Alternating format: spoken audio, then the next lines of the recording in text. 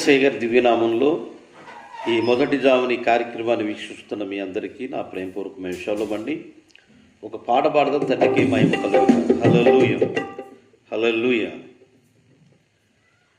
యాశ్వను గొల్లువరయ్యా మనసున, యాశ్వను గొల్లువరయ్యా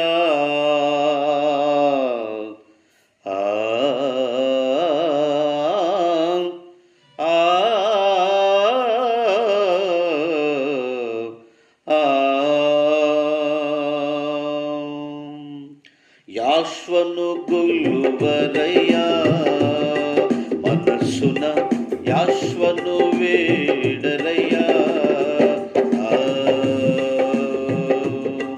ప్రేమామయుడు యాషువా రాజు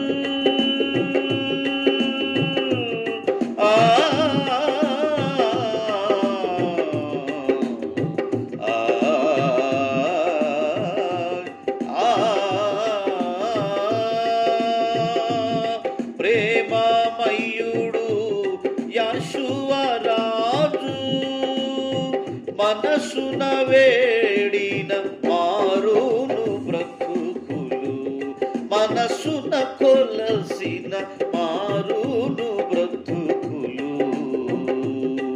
యాశ్వను గొల్లువరయ్యా మనసున, యాశ్వను గొల్లువరయ్యా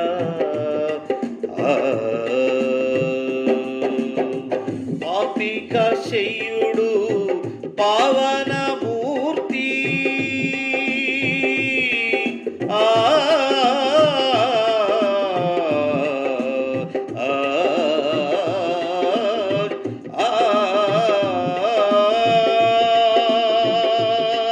పాపిక శ్రేయుడు పావనమూర్తి పరమున వీడిన ప్రేమాదయాళుడు, పరమున వీడిన ప్రేమాదయాళుడు. యాశ్వను గొల్లువరయ్యా మనసున, యాశ్వను గొల్లువరయ్యా పాపుల కొరకై ప్రాణమిచ్చితివి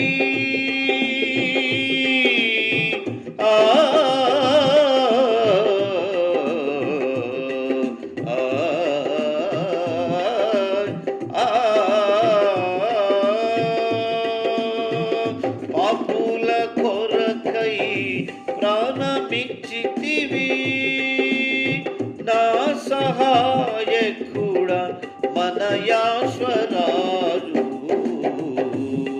మన సహాయకుడు మన యాశ్వరాజు. యాశ్వను గొల్లువరయ్యా మనసున, యాశ్వను వేడుకొనరయ్యా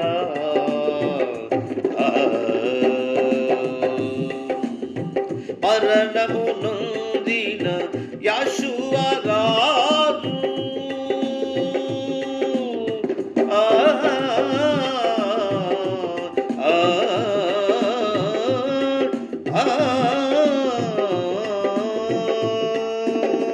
మరణము నొందిన నా యాశ్వరాజు మరణమును జయించిన మెస్సయ్యా, మరణమును జయించిన యాశ్వా,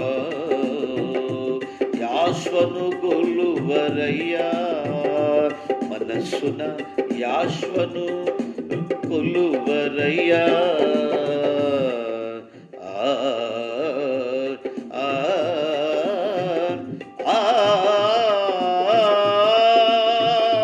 యాశ్వను గొల్లువరయ్యా మనసున, యాశ్వను గొల్లువరయ్యా. పరిశుద్ధ బైబిల్ గ్రంథంలో నుండి కొన్ని మాటలు మనం విందాము. ఈరోజు మొదటి తిమోతిలకు రాసిన పత్రిక 6వ అధ్యాయం 12వ వచనం నుండి కొన్ని వాగ్దానాలు మనం చదువుతున్నాం. దయచేసి వీటిని వివరించి గొప్ప సేవకుడుగా కాదండి, వీటిని మనమందరం కూడా ధ్యానించడం కోసమే. ప్రతిరోజు అక్కడక్కడ వాగ్దానాలు పెడతారు, కానీ నేను ఆ వాగ్దానాలు చదువుతున్నాను. తండ్రికి మహిమ కలుగును గాక. పరిశుద్ధ గ్రంథమైన బైబిల్లో నుండి తిమోతిలకు రాసినట్టు మొదటి పత్రిక 6వ అధ్యాయం 12వ వచనంలో ఒక మంచి మాటను చదువుదాం. విశ్వాస సంబంధమైన మంచి పోరాటం పోరాడుము, నిత్య జీవము చేపట్టము, దాని పొందుటకు నీవు పిలువబడితే. మనం హల్లెలూయా, విశ్వాస సంబంధమైన మంచి పోరాటానికి మనం పిలువబడితివి. ఈ రోజుల్లో సువార్త ప్రకటించడం చాలా ఈజీ అనుకుంటున్నాను, కానీ ఇంకా రానున్న కాలంలో చాలా కష్టతరమైంది.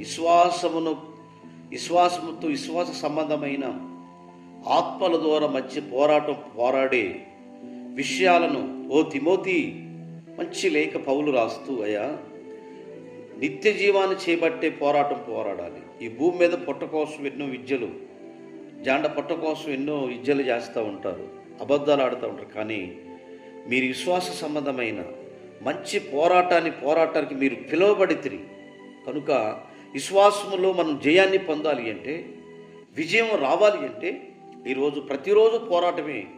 ఎందుకంటే శరీరానికి ఆత్మకు రోజు పోరాటం అని ఈ విషయాన్ని బట్టి ఈ వాగ్దానాన్ని మనం చదువుతున్నాము. మొదటి పేతురు పత్రిక 5వ అధ్యాయం 8వ వచనంలో ఒక సాతానట ఈ పోరాటంలో అది ప్రతిరోజు మనకు నిజంగా నడువు కట్టుకొని మన మీద పోరాటానికి సిద్ధంగా ఉందట. చదువుదాం.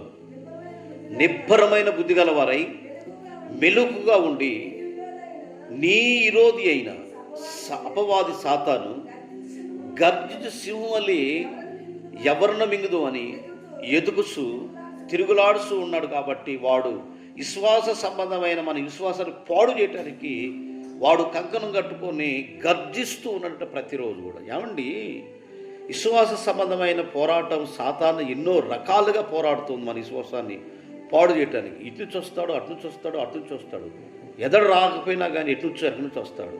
వాడు గర్జించు సింహాన్ని 24 గంటలు పనిచేస్తూ ఉన్నాడు. చూడండి, తెల్లారుజామున భార్యాభర్తలు గొడవ పెట్టుకుని అప్పుడు కూడా పనిచేస్తూనే ఉంది. అర్ధరాత్రి భార్యాభర్తలు కొట్టుకుంటున్నారు, దొంగతనాలు పెడుతున్నారు, కొట్లాట జరుగుతున్నాయి అంటే వాడు అప్పుడు కూడా పనిచేస్తున్నాడు. కనుక వాడి యొక్క ప్రణాళికలు మనం ఎదిరించే వారుగా ఉండాలి. విశ్వాస సంబంధమైన పోరాటంలో మనం పోరాడే వ్యక్తులుగా ఉండాలని యాకోబు గారు కూడా చెప్తా ఉన్నాడు. 4వ అధ్యాయం 7వ వచనంలో మరొక వాగ్దానం చదువుదాం. కాబట్టి సృష్టికర్తకి లోబడండి, మీరు అపవాదిని ఎదిరించాలి, అప్పుడు వాడు మీ యొద్ద నుండి పారిపోతారు. యుద్ధం చేసేది ఎవరంటే సాతాను మీద. ఈరోజు వాయుమండలం మీద ఉన్న సాతాను శక్తుల మీద మనం పోరాడాలి. వాడు మంచోడే, వాడు తాగుబోతుడని చాలా మంచోడు.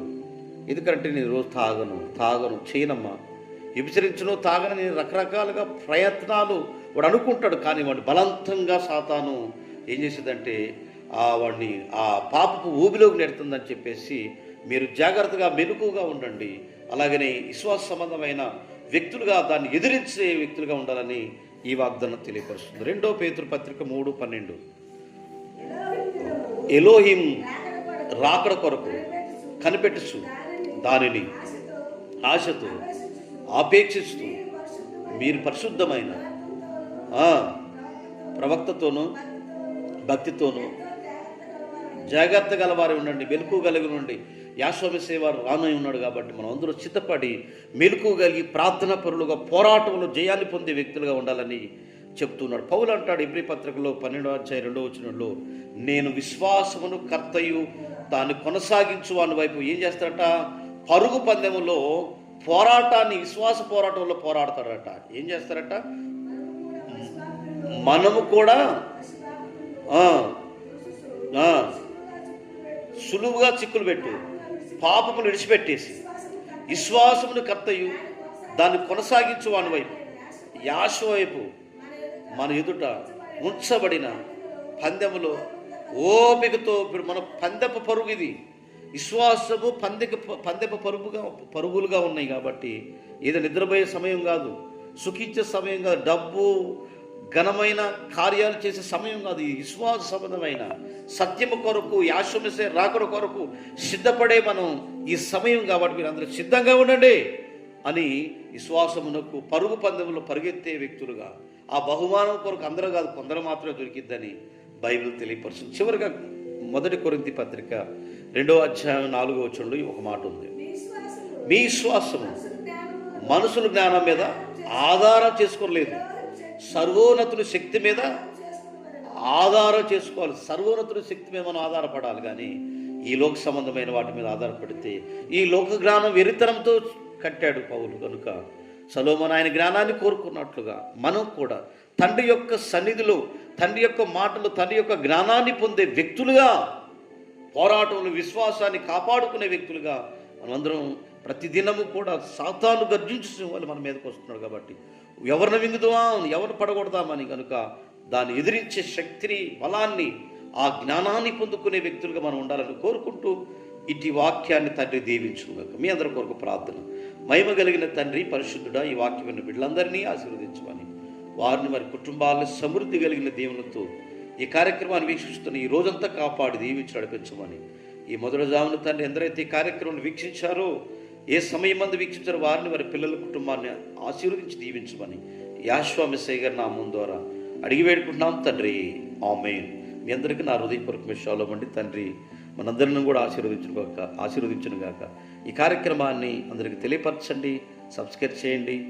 అందరినీ మరి కొద్ది విశ్వాసుల బలంగా అనేక మందికి తెలియపరచండి. Shalom sir.